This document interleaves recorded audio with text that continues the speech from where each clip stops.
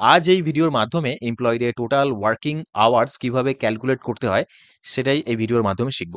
তো বন্ধুরা ভিডিওটা স্কিপ না করে এন্ড পর্যন্ত দেখুন। এখানে এই সিটের মধ্যে কিছু এমপ্লয়ি আছে এবং তাদের ইন টাইম আর আউট টাইমের কিছু এখানে সময় দেওয়া আছে। আমাদেরকে এই ইন টাইম আর আউট টাইমের মধ্যিখানে যে টোটাল ওয়ার্কিং আওয়ার্স কত সেটা ক্যালকুলেট করে এখানে আনতে হবে।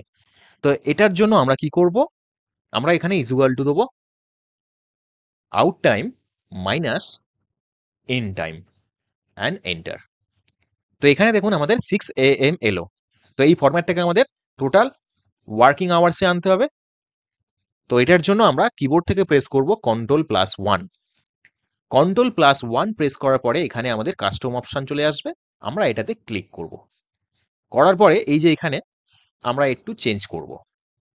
আমরা দুবার H টাইপ করব, কোলন দেবো, কোলন দিয়ে MM দুবার টাইপ করব এবং ওকে করব।